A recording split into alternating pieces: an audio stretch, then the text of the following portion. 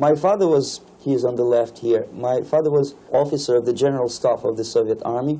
He was inspector of land forces, Soviet troops stationed in countries like Mongolia, Cuba, East European countries. This is the picture taken at the entrance of my Institute of Oriental Languages. It's a part of Moscow State University. As every Soviet student, I was, quote-unquote, volunteering for harvesting grain in Kazakhstan. By the end of my training in school, I was recruited by the KGB. This picture was taken on that day, and you can see again how happy it feels to be recruited by the KGB. Pay special attention to number of bottles on the table. One of my functions was to keep foreign guests permanently intoxicated the moment they land at Moscow airport. In 1967, the KGB attached me to this magazine, Look magazine. A group of 12 people arrived to USSR from United States to cover the 50th anniversary of October Socialist Revolution in my country.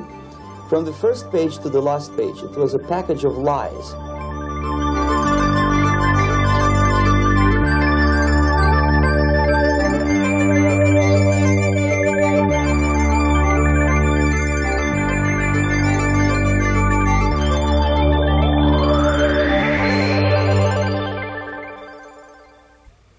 Our conversation is with Mr. Yuri Alexandrovich Bezmenov.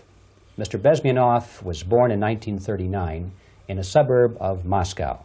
He was the son of a high-ranking Soviet Army officer. He was educated in the elite schools inside the Soviet Union and became an expert in Indian culture and Indian languages.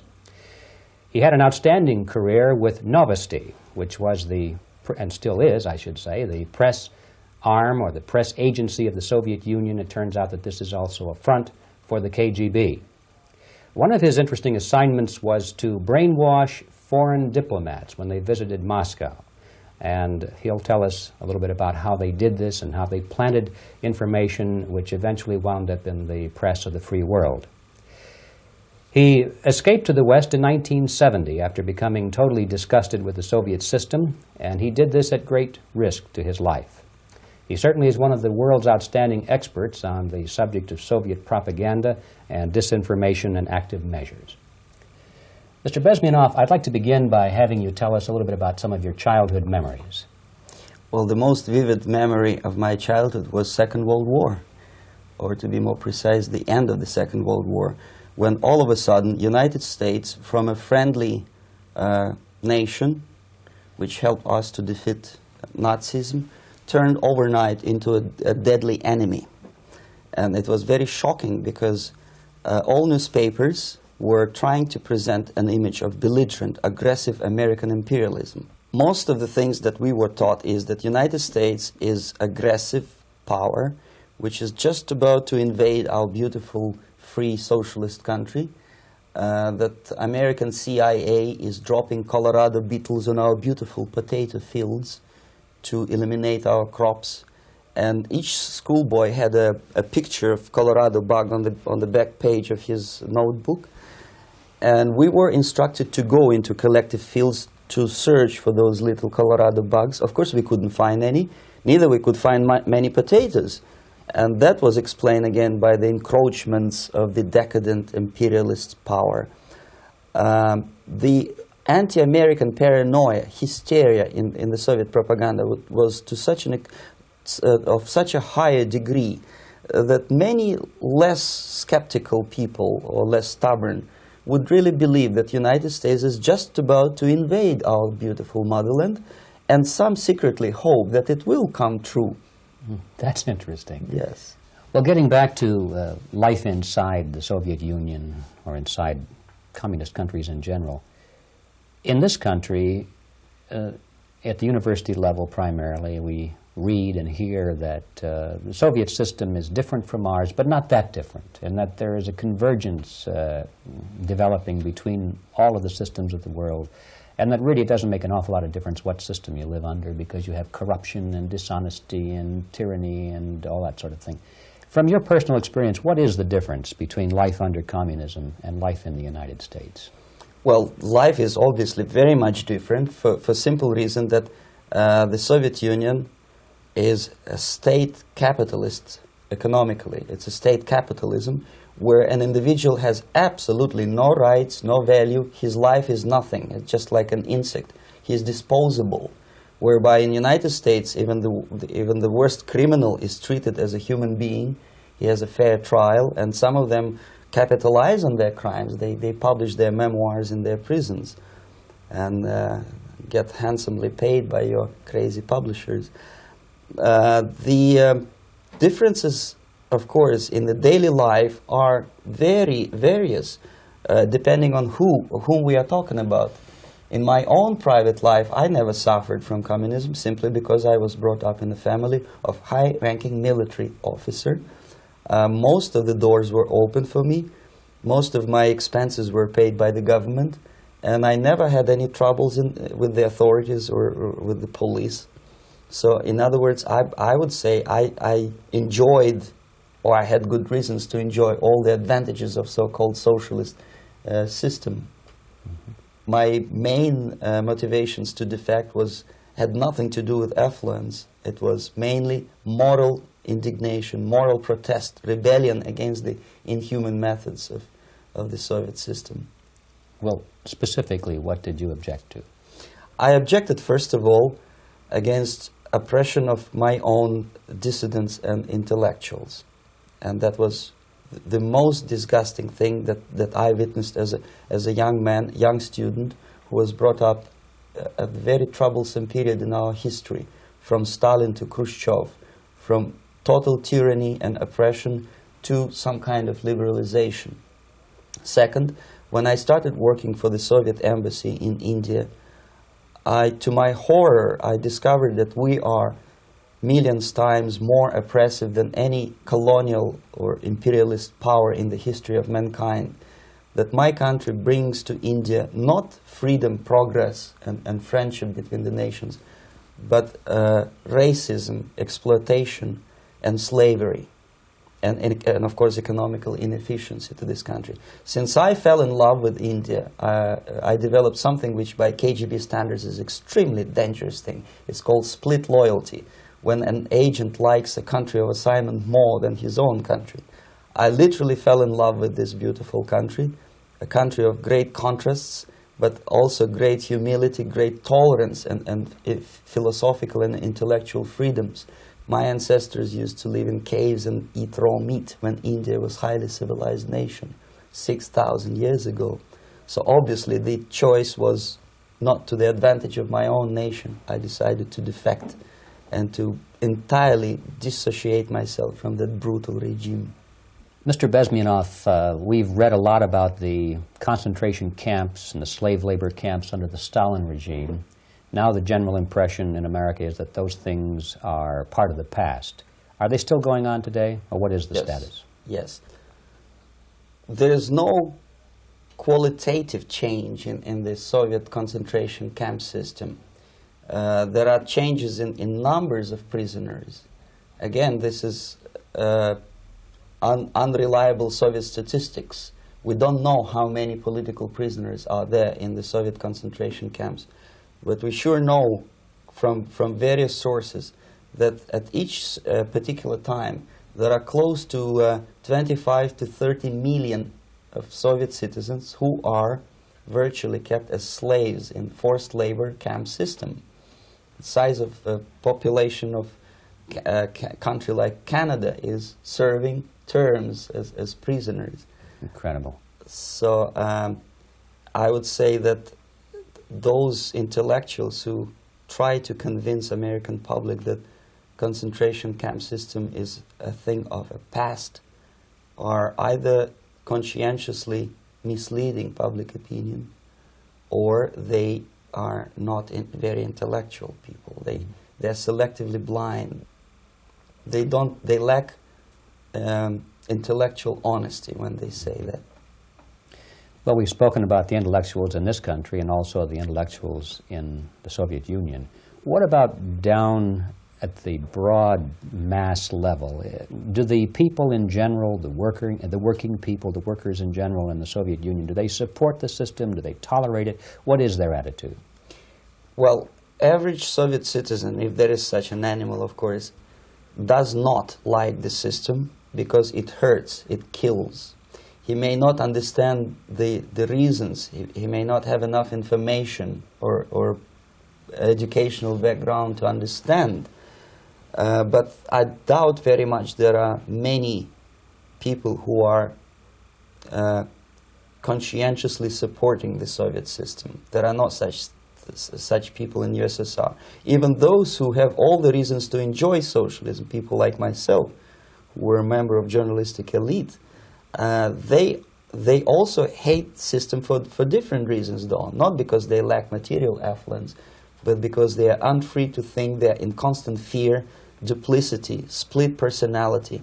And this is the greatest tragedy for my nation. Well, what do you think are the chances of the people actually overcoming their system or replacing it?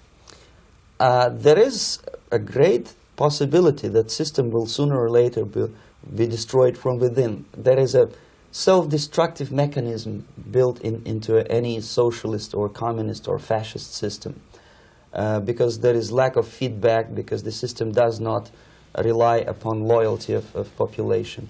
But until this Soviet junta is being supported by the Western so-called imperialists, that is, multinational companies, establishments, governments, and let's face it, intellectuals, so-called academia in the United States is famous for supporting the Soviet system. As long as the Soviet junta will keep on receiving credits, money, technology, grain deals, and political recognition from all these traitors of democracy or freedom, there is no hope, there is not much hope for changes in my country, and the system will not collapse by itself simply because it's being nourished by so-called American imperialism. This is the greatest paradox in history of mankind, when capitalist world supports and actively nourishes its own destructor. I think you're trying to tell us something in this country. Mm-hmm. I'm trying to tell you that it has to be stopped unless you want to end up in Gulag system and enjoy all the advantages of socialist equality, working for free, catching fleas on your body, sleeping on the planks of plywood in Alaska this time, I guess. That's where Americans will belong, unless they will wake up, of course, and force their government to stop aiding Soviet fascism. Well, you told us a moment ago why you left the system. I'd like to hear the details of how you did it. It must have been a very dangerous thing. It was not so dangerous, it was crazy. First of all, because defecting in India is virtually impossible, thanks to very strong pressure from the Soviet government. Excuse me, you were in India on assignment at that time. Yes, I was working for the Soviet embassy in New Delhi as a press officer. Mm-hmm.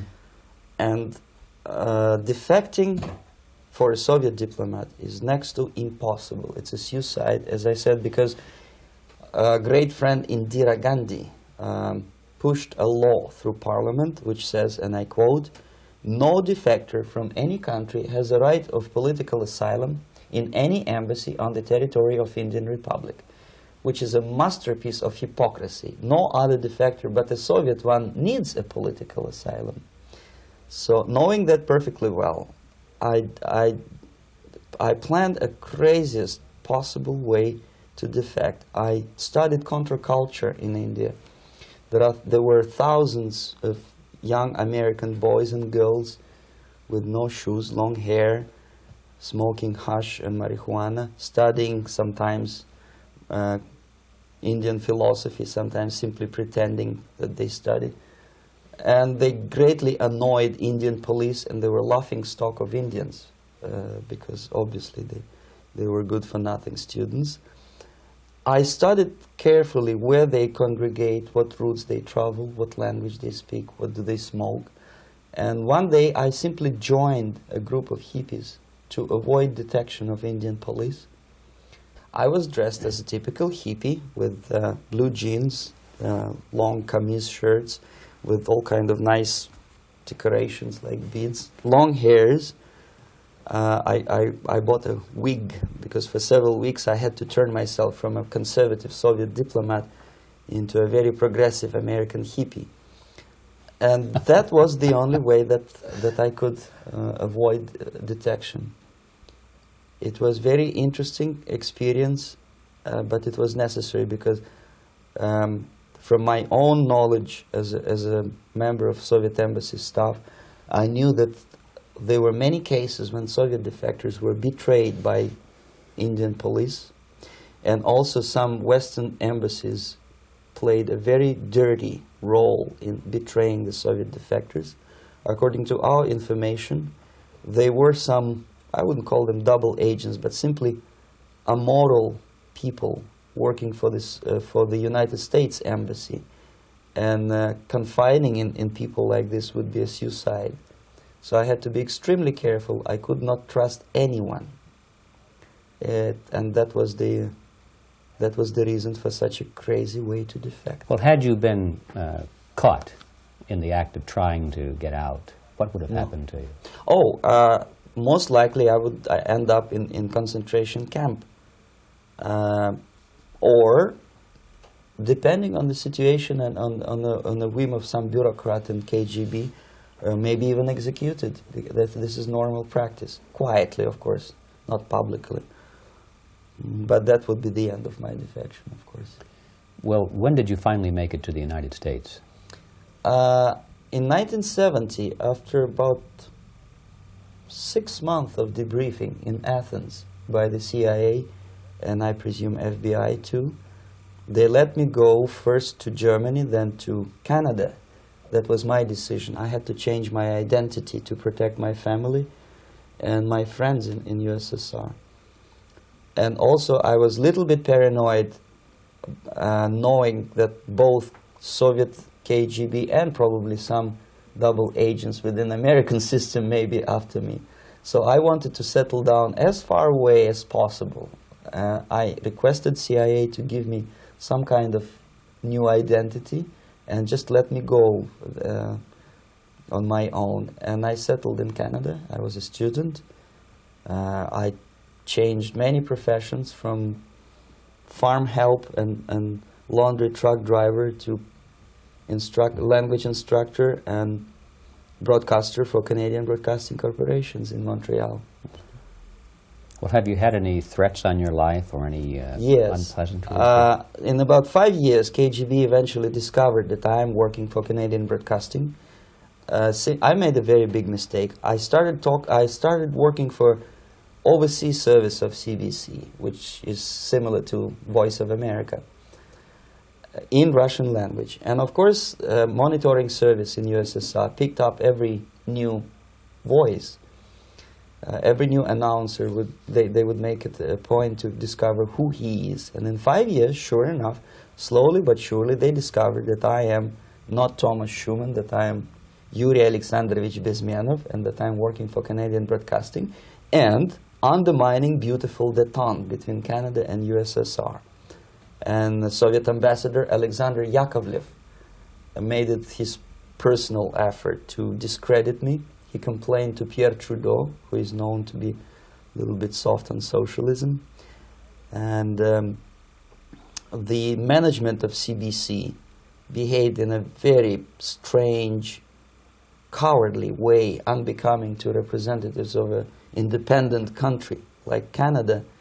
They listened to every suggestion that Soviet ambassador gave, and they started shameful investigation, analyzing content of my broadcasts to USSR.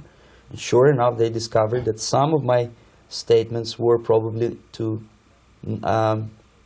would be offending to the Soviet Politburo. So I had to leave my job. And of course, subtle intimidations. They would say something like, please cross the street carefully because, you know, traffic is very heavy in Quebec. And fortunately, I know about the psychology and the logic of activity of the KGB, and I never allowed myself to be intimidated. This is the worst thing. This is what they expect a person, a defector, to be intimidated. Once they spot that you are scared, they keep on developing that line And then eventually you either have to give up entirely and work for them, or they neutralize you. They would definitely stop all kind of political activity, which they failed to do in my case, because I was stubbornly working for the Canadian Broadcasting.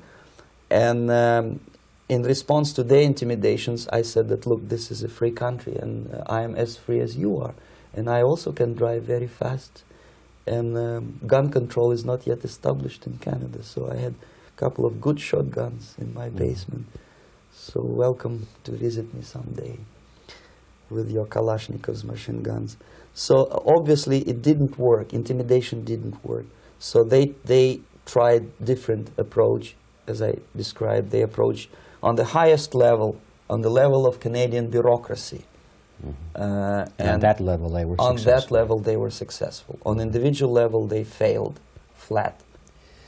Mr. Bezmenov has brought a series of slides with him that he has taken from the Soviet Union, and I think this is a good time to take a look at the slides. Yes. Now, the viewers will be able to see these slides as we talk about them. Yes, this is a collection of slides which are, some of them are snapshots from my family album, some of them are documents which I smuggled from the Soviet embassy, and some are reproductions from local mass media. I usually show them to establish my credibility as a defector. This is a picture of my native town, Mytishi, about 20 miles north from Moscow.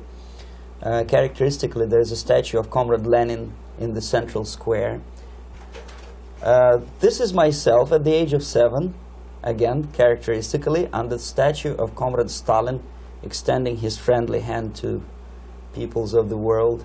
At that age, of course, I was still idealistically minded young communist, and I still believe that sooner or later things will go for better. But I realized that the system stinks, that something is fishy, and that ideology is fake, and the propaganda about advanced Soviet agriculture simply didn't meet the criteria of reality. If they talk about abundance of food and there is none in the stores, there must be something wrong. My father was, he is on the left here, my father was officer of the General Staff of the Soviet Army. He was inspector of land forces, Soviet troops stationed in countries like Mongolia, Cuba, East European countries. Were he alive today, most likely he would be inspecting Soviet troops in Nicaragua, Angola, and many other parts of the world. Fortunately, he died, and he didn't see the disgrace, because deep inside he was a Russian patriot. He didn't like the idea of expanding Soviet military might, especially in the areas where we were not welcomed at all. Unlike many other military officers, he was reporting directly to the Minister of Defense, bypassing KGB and diplomatic service. In other words, he was a trusted military professional. And my impression that this type of people are much less hawkish and adventuristic than party bureaucrats in Kremlin. When American mass media describes Soviet military as potentially dangerous counterpart for Pentagon, I simply laugh, because I know better. I know that the most dangerous part of the Soviet power structures are not military at all. Most likely, if they come to power in my country, they'll be more sensible negotiators for nuclear disarmament and withdrawal of the Soviet troops from many parts of the world. But if someone from the party structure or the KGB structure were to give the orders for a military they have to obey, they yes, would follow, because they are professional military. But they, you see, the triangle of power and hate in USSR is the party at the top, the party elite, the oligarchy of the party, then the military and the KGB at the bottom. They hate each other, and the most hated triangle, the most hated corner of the triangle is the Communist Party bureaucrats. They are the most adventuristic, senile megalomaniacs. They can start war, I wouldn't be surprised. Not the military. They know what war is. Yes. At least my father did. This is the picture taken at the entrance of my Institute of Oriental Languages. It's a part of Moscow State University. I graduated in 1963. And Now, excuse me, which one were you on? I am on the right. You're on the right. And on the left is my my schoolmate Vadim Smirnov, who later was an apparatchik in the Central Committee of the Soviet Union Communist Party. What is an apparatchik? It's a functionary, something like civil service in British Empire. Someone who is never fired from the service. He stays there internally. He may not be promoted too high, but he's a dependable bureaucrat who will stay forever. I studied not only languages, but also history, literature, even music. I'm on this picture, I'm trying to learn how to play Indian musical instrument. I even tried to look like an Indian when I was second-year student. Not bad, really. Yes, actually it was strongly encouraged by the instructors in my school, because the graduates of my school were later on employed as diplomats, foreign journalists, or spies. As every Soviet student, I was quote-unquote volunteering for harvesting grain in Kazakhstan. This is the biggest agricultural blunder of the Soviet government. But I didn't have much choice, of course, because the communist motto borrowed from the Bible says, "Those who do not work shall not eat." And you can see me eating, therefore I was working, and you can see how happy I was about it. I went through a very extensive physical and military training, including the military games in areas, suburban areas of Moscow. And here, for example, we are on the tour in Arkhangelsk area. And by the end of my training in school, I was recruited by the KGB. This picture was taken on that day, and you can see again how happy it feels to be recruited by the KGB. Our conversation with Yuri Alexandrovich Bezmenov, who is a defector from the Soviet Union, a former propaganda agent for Novosti and the KGB, will continue after this message.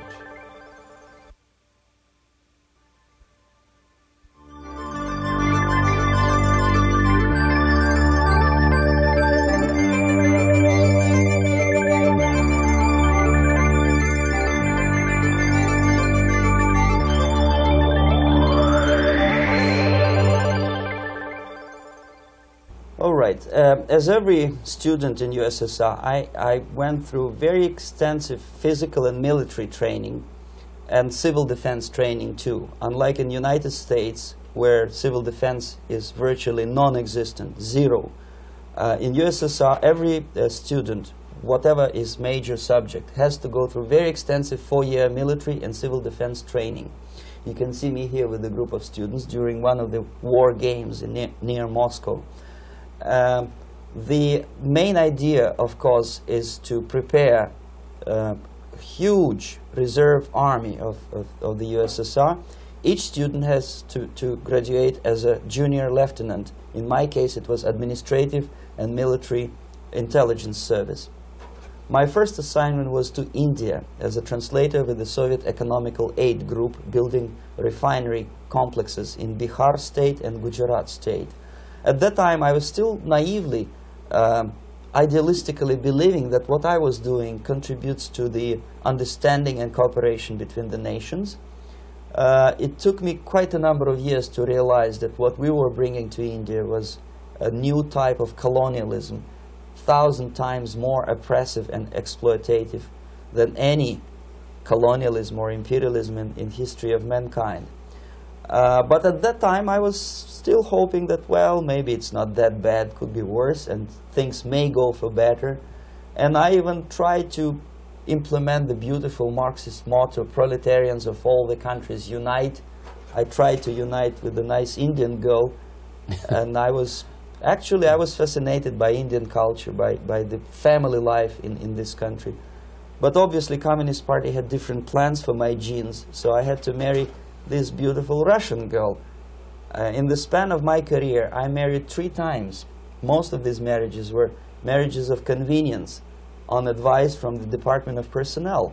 This is normal practice in USSR. When a Soviet citizen is assigned to a foreign job, he has to be married, either to keep family in USSR as hostages, or, if it's a convenience marriage like mine, so that the husband and wife are virtually informers on each other to prevent defection or contamination by decadent imperialist or capitalist ideas.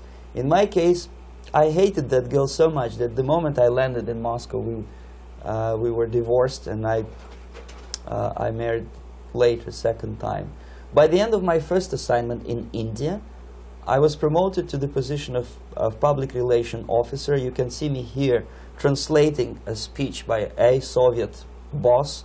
And you're on the right. I'm on the right here, yes. And it was, the occasion was commissioning of the refinery complex in Bihar, Barauni. Back in Moscow, I was immediately recruited by Novosti Press Agency, which is a propaganda and ideological subversion front for the KGB. 75% of the members of the Novosti are commissioned officers of the KGB. The other 25 are, like myself, co-opted agents who are assigned to specific operations. In this particular case, you can see me talking to students of Lumumba Friendship University in Moscow. This is a huge school under the direct control of the KGB and Central Committee, where future leaders of the so-called national liberation movements are being educated and selected carefully. And some of them have absolutely, this, for example, is a group of students from Lumumba. They don't look like students at all. They look more like military, and that's exactly what they were. They were dispatched back to their countries to be leaders of the so-called national liberation movements, or to be translated into normal human language, leaders of international terrorist groups. Another area of activity when I was working for the Novosti was to accompany groups of so-called progressive intellectuals, writers, journalists, publishers, teachers, professors of colleges. You can see me here in Kremlin. I'm second on the left, with a group of Pakistani and Indian intellectuals. Most of them pretended they don't understand that we are actually working on behalf of the Soviet government and the KGB. They pretended that they are actually being guests, VIP intellectuals, that they are treated according to their merits and their intellectual abilities. For us, they were just a bunch of political prostitutes to be taken advantage for various propaganda operations.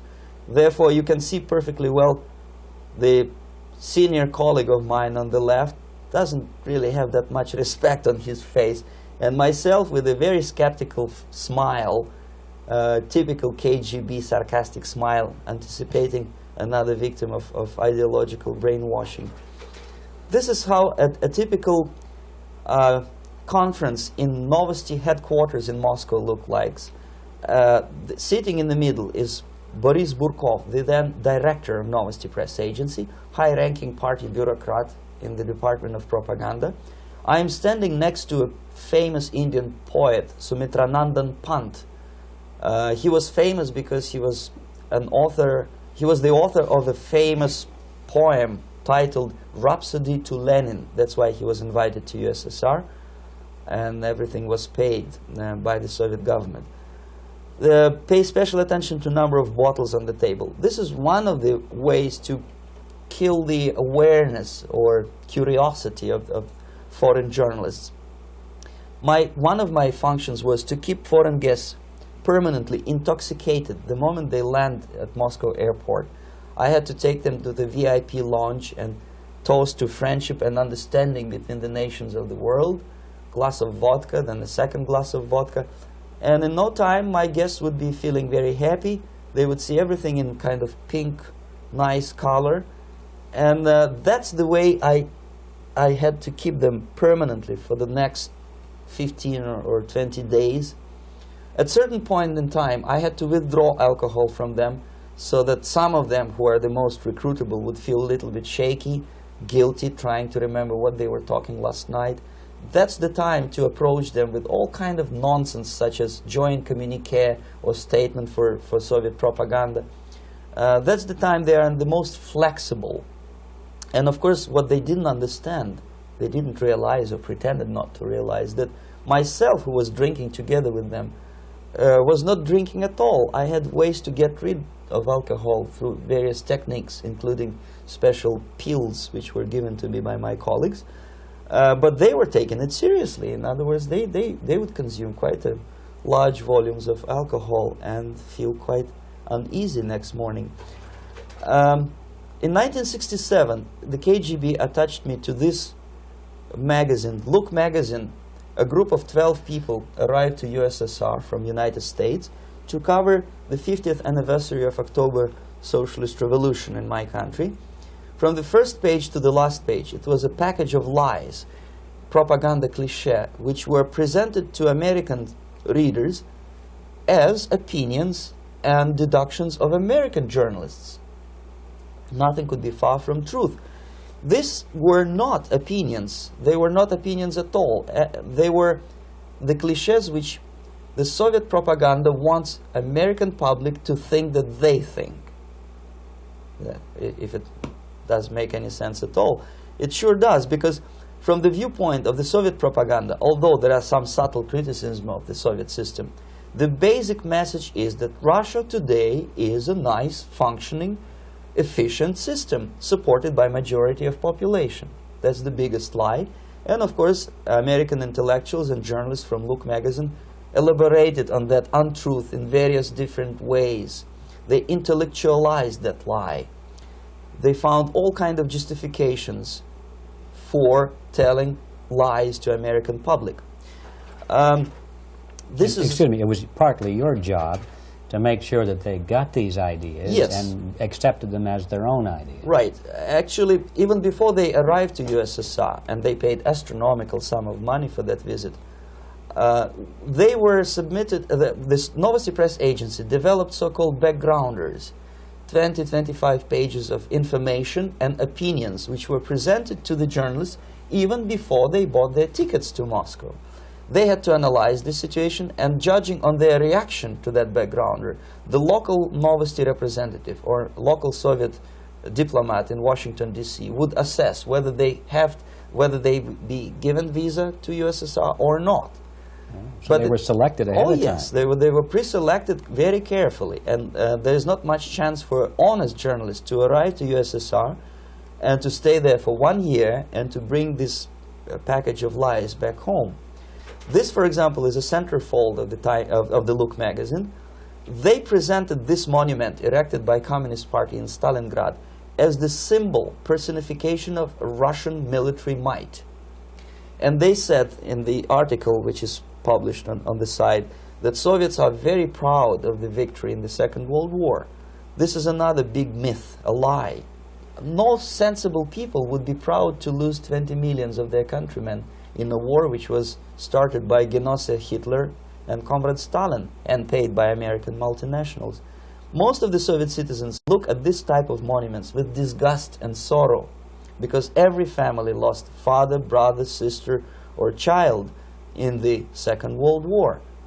Yet American journalists who were trying to appease, to please their hosts, presented this picture on the centerfold as the symbol and personification of Soviet national, they call it Russian national spirit. And it was greatest misconception and a very tragic misunderstanding. Of course, Look magazine was not distributed in USSR. The main audience was in the United States. But I presume that many Americans, millions of Americans who were reading Look magazine at that time, had absolutely wrong idea about the sentiments of my nation, about what the Soviets are proud of and what they hate. This is a group, you see the same lady with the sword in Stalingrad. This is the group of journalists. Myself is in the center with the same devilish smile. And Mr. Philip Harrington is on the extreme left there with his camera. This is the gentleman which was so deaf or so uninterested in what I had to say to him. This is the same picture, a blow-up of the same picture. Many guests from various countries, in this particular case from Asia and Africa, were taken by me as a Novosti Press Agency employee for a tour across Siberia, for example. We would show them typical kindergarten, you see, nothing special by American standards, just nice children sitting, eating their breakfast or lunch. What they could not understand, or they pretended not to understand, that this is an exemplary kindergarten. This is not the kindergarten for average person or average family in USSR. And we maintain that illusion in their minds. You can see myself under the red spot in the middle there, with the same business-like expression. I'm doing my job. That's what I'm assigned to do, and that's what I was paid to do. But deep inside, I still hope that at least some of these useful idiots would understand that what they are looking at has nothing to do with the level of affluence in my nation. This is a better picture which reflects the true spirit of the Soviet childhood. This picture was printed in a Canadian government publication by mistake. In the middle, you can see children playing on a small courtyard, and the caption goes, "This is a typical kindergarten in Siberia." What these idiots didn't understand, that it is not kindergarten at all. It is a prison for children of political prisoners. But there was not a single mentioning that what they were visiting actually was an area of concentration camps. And the job of people like myself to help them to not to notice that they are actually talking to prisoners. Most of the children were dressed, especially on the occasion of the foreigners' visit. Of course, there were no corpses on the ground. There were no machine gun guards. And well, it looks not very pleasant, as you see. It looks dull, but obviously it does not create an impression that this is actually a prison. Well, did any of the journalists have the curiosity to ask about prisons and that kind of thing? Yes. They were in Siberia. This yes. is what you associate. Yes, some of them asked questions, and naturally we would give them, for the stupid question, we give them stupid answer. No, there are no prisons in Siberia. No, most of the people who you see are free citizens of USSR. They are very happy to be here, and they are contributing to the glory of the socialist system. Some of them pretended that they believe what I was telling them, and most of them, we may discuss it later, what are the motivations of these people? Why would they stubbornly bring lies to their own population through their own mass media? I have various answers to this. There is not a single explanation. It's a complex of explanations. It's fear, pure biological fear. They understand that they are on the territory of an enemy state, a police state. And just to save their rotten skins and their miserable jobs, their affluence back home, they would prefer to tell a lie than to ask truthful questions and report truthful information. Second, most of these schmucks were afraid to lose their jobs, because obviously if you tell truth about my country, you will not last long as a correspondent of New York Times or Los Angeles Times. They will fire you. What kind of correspondent are you? You obviously cannot find common language with Russians if they kick you out in 24 hours. So just by trying to be conformist to their own editorial bosses, they tried not to offend the sentiments of the Soviet administrators and people like myself. Deep inside, I hope they would insult my or offend my sentiments. Obviously, they preferred not to. Another reason, I refuse to believe it, but obviously, there is another reason. Obviously, it's a greed. These people earn a lot of money. When they come back to USA, they claim that they are experts on my country. They write books which sells in million copies, titled like Russians, The Truth About Russia. Most of it is lie about Russia. Yet they claim to be Sovietologists. They play back myth about my country, the propaganda cliches. Yet they stubbornly resist the word of truth. If a person like Solzhenitsyn is either defecting or kicked out of USSR, they try all their best to discredit him and to discourage him. I don't have much chance to appear on national network with a true story about my country. But a useful idiot like Hendrik Smith or Robert Kaiser, they are big heroes. They come back from USSR. They say, oh, we were talking to dissidents in Russia. Big deal. Soviet dissidents are chasing American correspondents in the streets, and they are cowardly escaping from these contacts.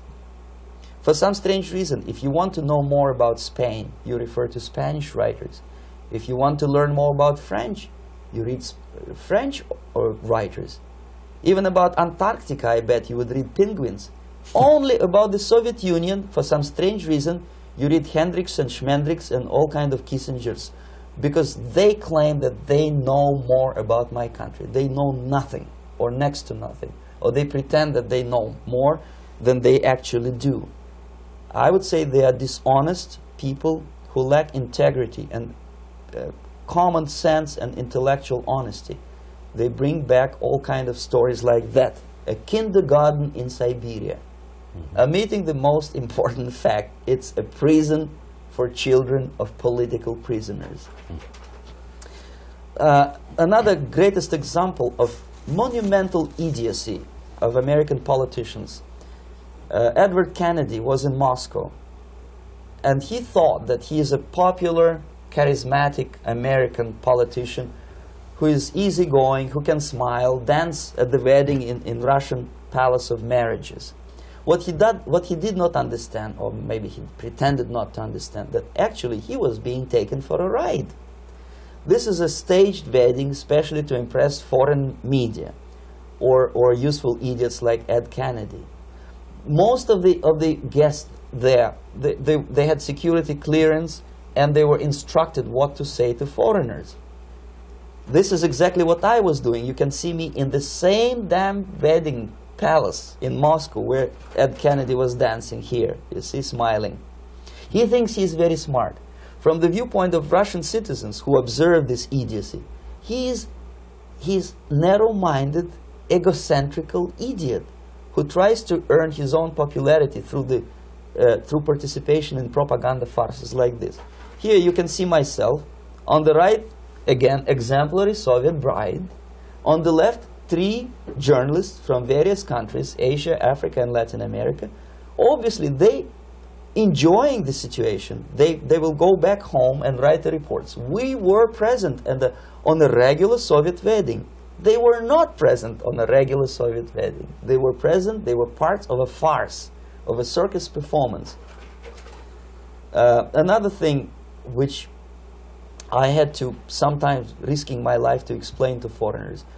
Time magazine, for example, is very critical of South African racist regime. The whole article was dedicated to the shameful internal passport system where blacks are not allowing to live with whites. For some strange reason, for the last 14 years since my defection, nobody wanted to pay attention to my passport. This is my passport. It also shows my nationality, and it has a police rubber stamp, which is called propiska in Russian language, which assigns me to a certain area of residence. I cannot leave that area, same way as this black man cannot leave the area in South Africa. Yet we call South African government racist regime. Not a single Jane Schmonda or Fonda is brave enough, courageous enough to come to media and say, look, this is what happens in USSR. I send a copy of my passport to many American liberals and civil rights defenders and all the other useful idiots. They never bothered to answer me back. This shows what kind of integrity, what kind of honesty these people are. They're a bunch of hypocrites because they don't want to recognize a good example of racism in my country. This is the first stage of befriending a professor. You can see myself on the left with the same James Bond smile. On the right is my KGB supervisor, Comrade Leonid Mitrokhin, and in the middle a professor of political science in Delhi University.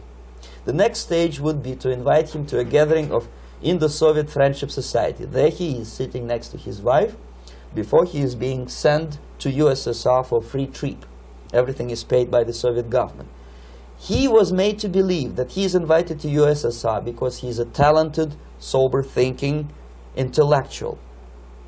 Absolutely false. He is invited because he is a useful idiot, because he would agree and subscribe to most of the Soviet propaganda cliché.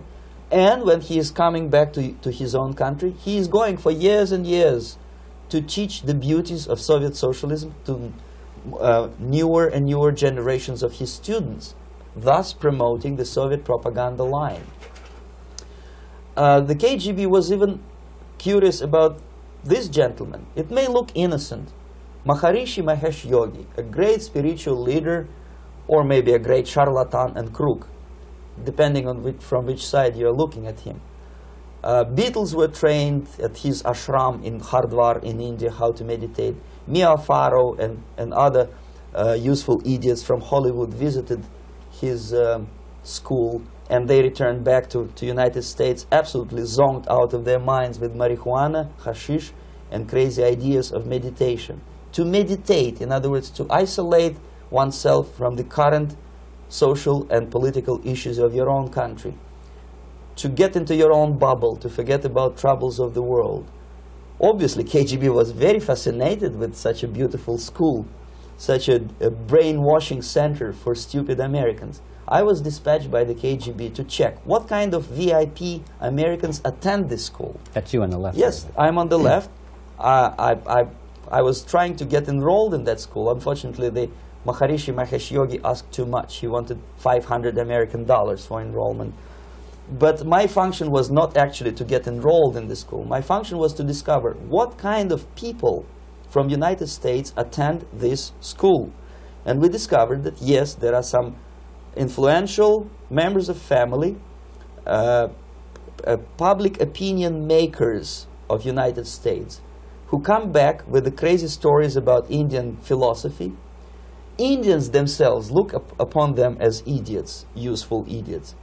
To say nothing about KGB, who looked at them as extremely naive, misguided people.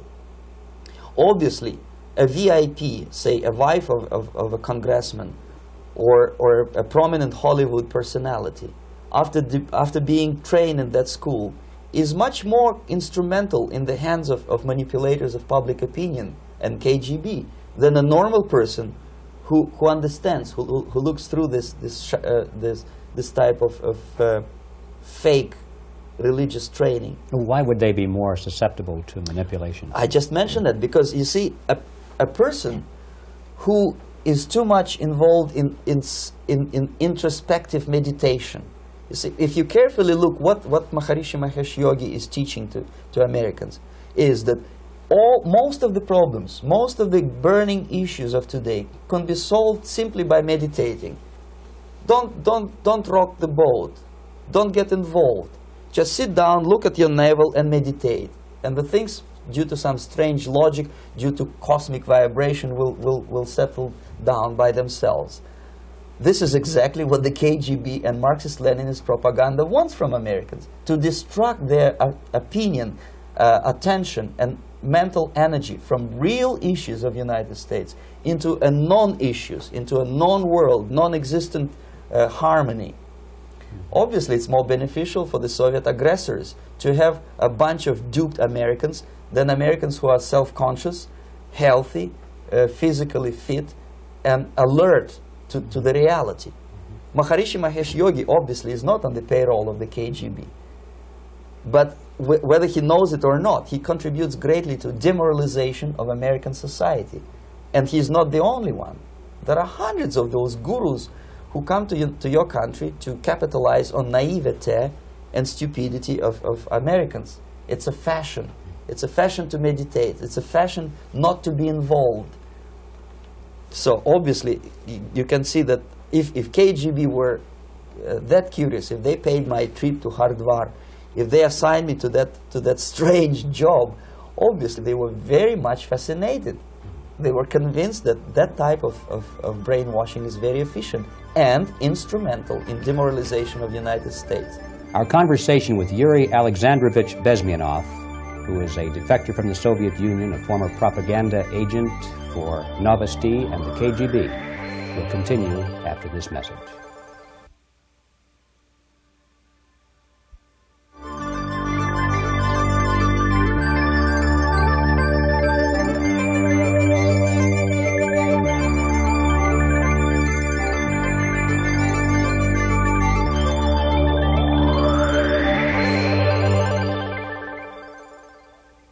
This picture shows the part of the building of USSR embassy, and my supervisors. On the left is Comrade Mehdi, an Indian communist, and on the right, Comrade Mitrokhin, my supervisors in the secret department of research and counter-propaganda. It has nothing to do with either research or counter-propaganda. Most of the activity of that department was to compile huge volume of information on individuals who were instrumental in creating public opinion. Publishers, editors, journalists, actors, educationalists, professors of political science, members of parliament, representatives of business circles. Most of these people were divided roughly in two groups. Those who would toe the Soviet foreign policy, they would be promoted to the positions of power through media and public opinion manipulation. Those who refused the Soviet influence in their own country would be character assassinated or executed physically come revolution. Same way as in the small town of Hue in South Vietnam, several thousands of Vietnamese were executed in one night when the city was captured by Viet Cong for only 2 days. And American CIA could never figure out how could possibly communists know each individual where he lives, where to get him, and would be arrested in one night, basically in some 4 hours before dawn, put on a van, taken out of the city limits and shot. The answer is very simple. Long before communists occupied the city, there was extensive network of informers, local Vietnamese citizens, who knew absolutely everything about people who are instrumental in public opinion, including barbers and taxi drivers. Everyone who was sympathetic to the United States was executed. Same thing was done under the guidance of the Soviet embassy in Hanoi, and same thing I was doing in New Delhi. To my horror, I discovered that in the files where people were doomed to execution, there were names of pro-Soviet journalists with whom I was personally friendly. Pro-Soviet? Yes.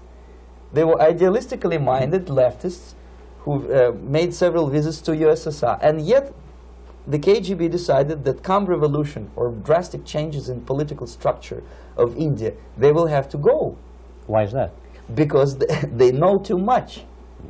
Simply because, you see, the useful idiots, the leftists who are idealistically believing in the beauty of Soviet socialist or communist or whatever system, when they get disillusioned, they become the worst enemies. That's why my KGB instructors specifically made the point, never bother with leftists. Forget about these political prostitutes.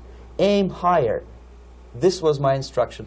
Try to get into large circulation, established conservative media.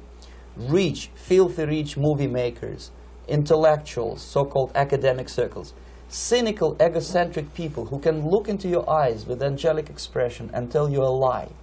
These are the most recruitable people, people who lack moral principles, who are either too greedy or to suffer from self-importance. They feel that they matter a lot. These are the people who KGB wanted very much to recruit. But to eliminate the others, to execute the others, don't they serve some purpose? Wouldn't they be the ones they rely on? They serve purpose only at the stage of destabilization of a nation. For example, your leftists in the United States, all these professors and all these beautiful civil rights defenders, they are instrumental in the process of the subversion only to destabilize the nation. When their job is completed, they are not needed anymore. They know too much. Some of them, when they get disillusioned, when they see that Marxist-Leninists come to power, obviously they get offended. They think that they will come to power. That will never happen, of course. They will be lined up against the wall and shot. But they may turn into the most bitter enemies of Marxist-Leninists when they come to power. And that's what happened in Nicaragua. You remember most of these former Marxist-Leninists were either put to prison or one of them split, and now he's working against Sandinistas. It happened in Grenada when Maurice Bishop was already a Marxist. He was executed by a new Marxist who was more Marxist than this Marxist.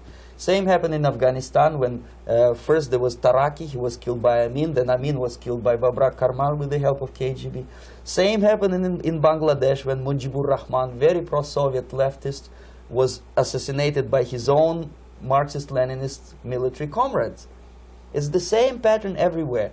The moment they serve their purpose, all the useful idiots are either be executed entirely, all the idealistically minded Marxists, or exiled or put in prisons, like in Cuba. Many former Marxists are in Cuba, in prison. So most of the Indians who were cooperating with the Soviets, especially with our Department of Information of the USSR embassy, were listed for execution. And when I discovered that fact, of course I was sick. I was mentally and physically sick. I thought that I'm going to explode one day during the briefing at the ambassador's office. I would stand up and say something that we are basically a bunch of murderers. That's what we are. It has nothing to do with friendship and understanding between the nation and blah, blah, blah. We are murderers. We behave as a bunch of thugs in a country which is hospitable to us, a country with ancient traditions. But I did not defect. I tried to get the message across. To my horror, nobody wanted even to listen, least of all to believe what I had to say. And I tried all kinds of tricks. I would leak information through letters or lost documents or something like that. And still I got no message. The message was not published, even in the conservative mass media of India. The immediate impulse to defect was Bangladesh crisis, which was described by American correspondents as Islamic grassroots revolution, which is absolute baloney.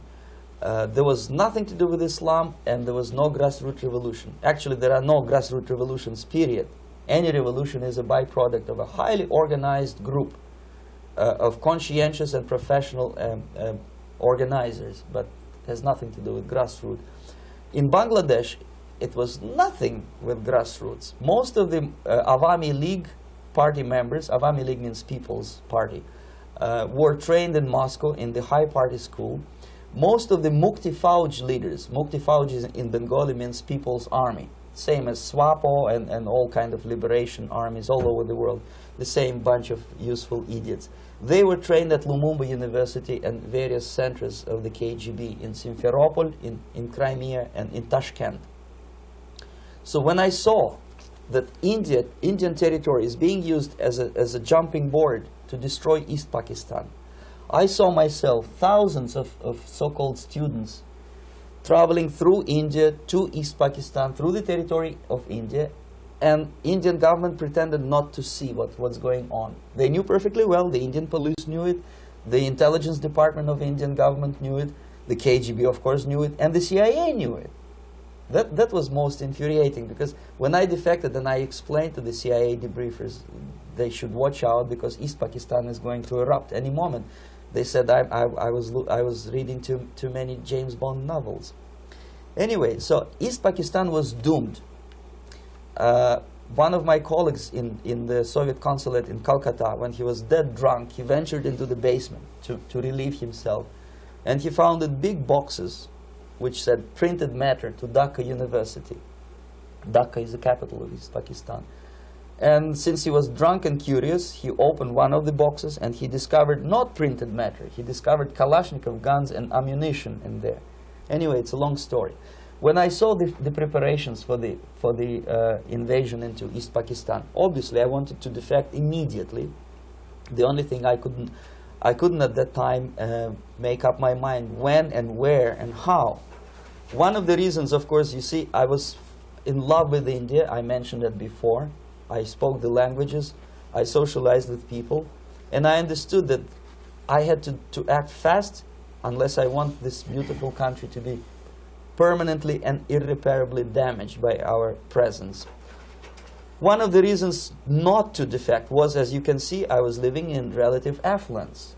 Who the hell in the normal mind would defect and do what? To be abused by your media, to be called McCarthyist and fascist and paranoid, or to drive a taxi in New York City? What for? What the hell for should I defect? To be abused by Americans, to be insulted in exchange for my effort to bring the truthful information about impending danger of subversion.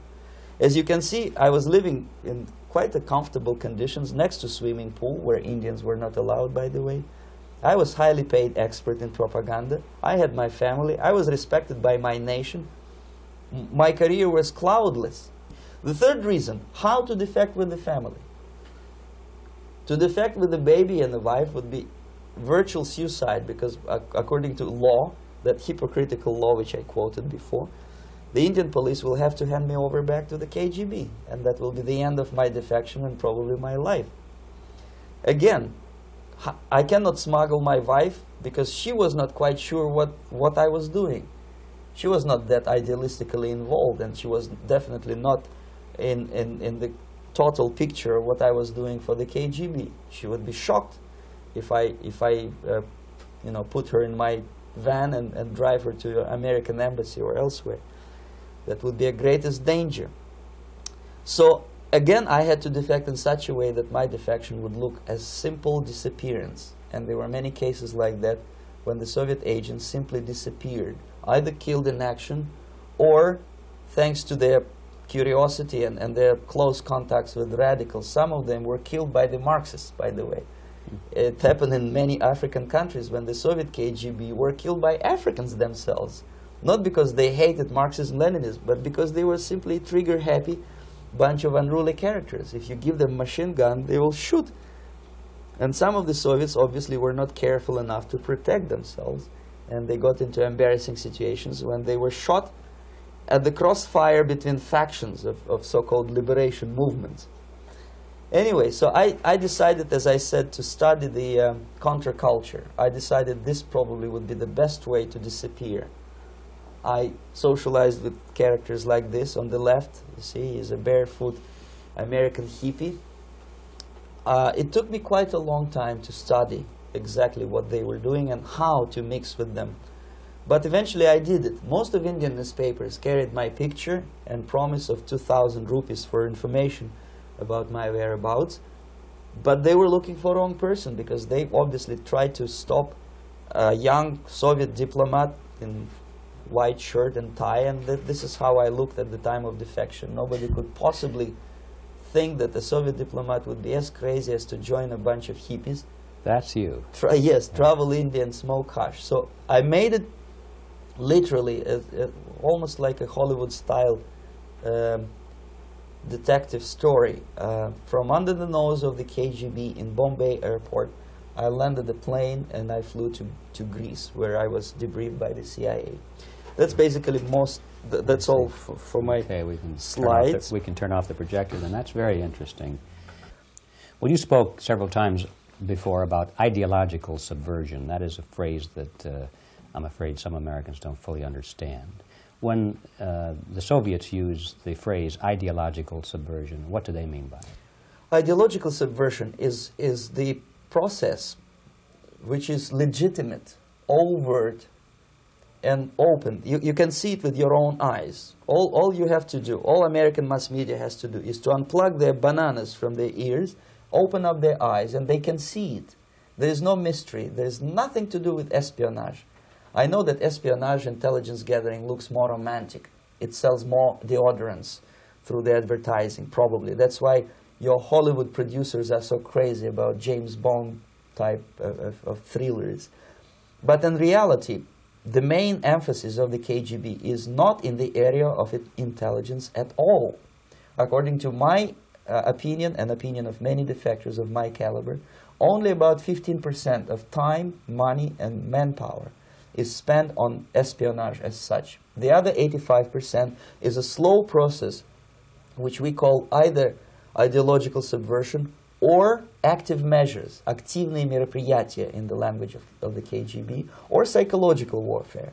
What it basically means is to change the perception of reality of every American to such an extent that despite of the abundance of information, no one is able to come to sensible conclusions in the interests of defending themselves, their families, their community, and their country.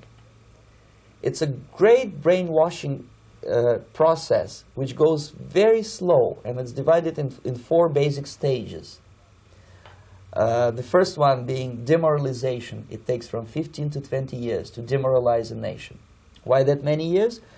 Because this is the minimum number of years which requires to educate one generation of students in the country of your enemy, exposed to the ideology of the enemy. In other words, Marxism-Leninism ideology is being pumped into the soft heads of at least 3 generations of American students without being challenged or counterbalanced by the basic values of Americanism, American patriotism. The result you can see. Most of the people who graduated in the 60s, dropouts or half-baked intellectuals, are now occupying the positions of power in the government, civil service, business, mass media, educational system. You are stuck with them. You cannot get rid of them. They are contaminated. They are programmed to think and react to certain stimuli in a certain pattern. You cannot change their mind, even if you expose them to authentic information, even if you prove that white is white and black is black. You still cannot change the basic perception and the logic of behavior. In other words, these people, the process of demoralization is complete and irreversible. To get rid of society of these people, you need another 20 or 15 years to educate a new generation of patriotically minded and common sense people who would be acting in favor and in the interests of the United States society. And yet these people who've been programmed and, as you say, in place and Yes. who are favorable to an opening with the Soviet concept, these are the very people who would be marked for extermination in this country? Most of them, yes.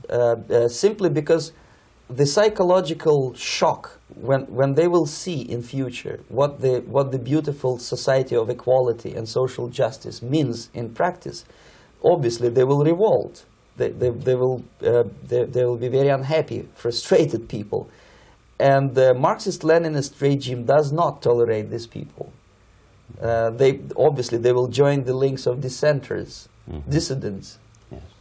Unlike in present United States, there will be no place for dissent in future Marxist-Leninist America. Here you can get popular like Daniel Ellsberg and filthy rich like Jane Fonda for being dissident, for criticizing your Pentagon. In future, these people will be simply squashed like cockroaches. Nobody is going to pay them nothing for their beautiful, noble ideas of equality. This they don't understand, and it will be a greatest shock for them, of course. The demoralization process in the United States is basically completed already. For the last 25 years, actually it's overfulfilled, because demoralization now reaches such areas where previously not even Comrade Andropov and all his experts would even dream of such a tremendous success. Most of it is done by Americans to Americans, thanks to lack of moral standards. As I mentioned before, exposure to true information does not matter anymore. A person who was demoralized is unable to assess true information. The facts tell nothing to him. Even if I shower him with information, with authentic proof, with documents, with pictures, even if I take him by force to the Soviet Union and show him concentration camp, he will refuse to believe it until he is going to receive a kick in his fat bottom. When a military boot crashes his balls, then he will understand, but not before that. That's the tragic of the situation of demoralization.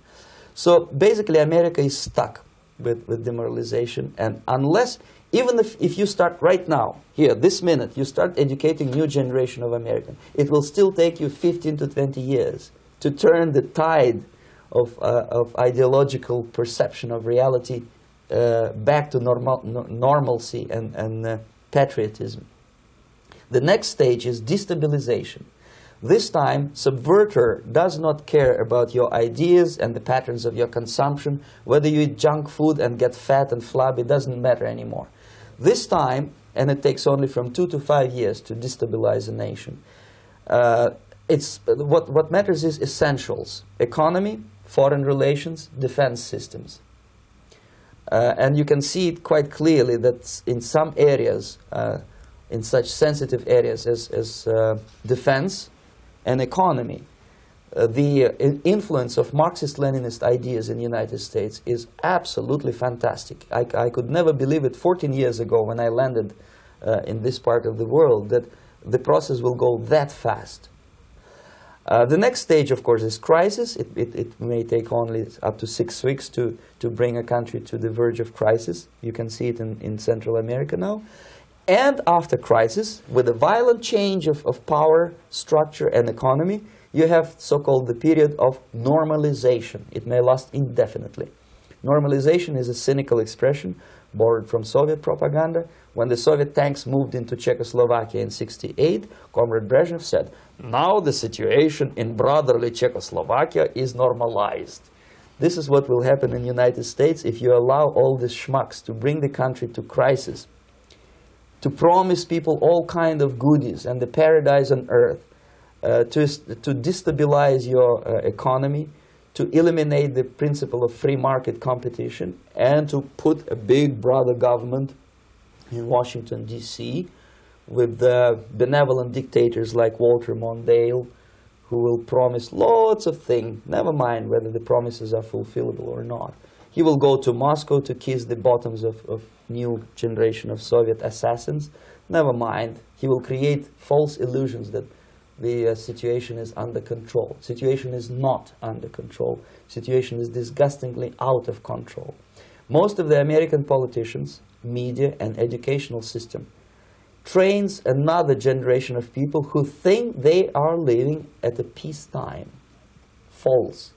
United States is in a state of war, undeclared total war against the basic principles and the foundations of this system. And the initiator of this war is not Comrade Andropov, of course. It's the system. However ridiculous it may sound, the world communist system or the world communist conspiracy, whether I scare some people or not, I don't give a hoot. If you are not scared by now, nothing can scare you. But you don't have to be paranoid about it. What actually happens now, that unlike myself, you have literally several years to live on unless the United States wake up. The time bomb is ticking. With every second, the disaster is coming closer and closer. Unlike myself, you will have nowhere to defect to, unless you want to live in Antarctica with penguins. This is it. This is the last country of freedom and possibility. Okay, so what do we do? What is your recommendation to the American people? Well, the immediate thing that comes to my mind is, of course, there must be a very strong national effort to educate people in the spirit of real patriotism, number one. Number two, to explain them the real danger of socialist, communist, whatever, welfare state, big brother government. If people will fail to grasp the impending danger of that development, nothing ever can help United States. You may kiss goodbye to your freedom, including freedoms to homosexuals, to prison inmate. All this freedom will vanish, evaporate in 5 seconds, including your precious lives. The second thing, the moment at least part of United States population is convinced that the danger is real, they have to force their government. And I'm not talking about sending letters, signing petitions, and all this beautiful, noble activity. I'm talking about forcing United States government to stop aiding communism. Because there is no other problem more burning and urgent than to stop the Soviet military-industrial complex from destroying whatever is left of the free world. And it is very easy to do. No credits, no technology, no money, no political or diplomatic recognition, and of course no such idiocy as grain deals to USSR.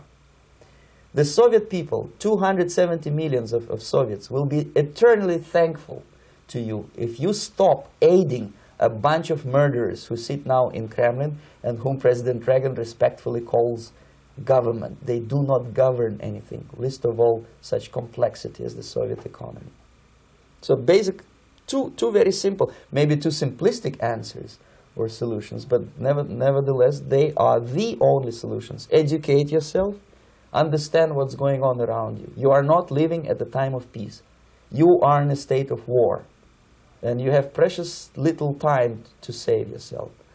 You don't have much time, especially if you are talking about young generation. There's not much time left for convulsions and sexual masturbation to the beautiful disco music. Very soon it will go, just overnight. If we are talking about capitalists or wealthy businessmen, I think they are selling the rope on which they will hang very soon. If they don't stop, if they cannot curb their unsettled desire for profit, and if they keep on trading with the monster of the Soviet communism, they are going to hang very soon. And they will pray to be killed, but unfortunately they will be sent to Alaska probably to manage industry of slaves. It's simplistic. I know it sounds unpleasant. I know Americans don't like to listen to things which are unpleasant. But I have defected not to tell you the stories about such idiocy as microfilm, James Bond type espionage. This is garbage. You don't need any espionage anymore. I have come to talk about survival. It's a question of survival of this system. You may ask me, what is it in for me? Survival, obviously, because unlike, as I said, I am now in your boat. If we sing together, we'll sing beautifully together. There is no other place on this planet to defect to.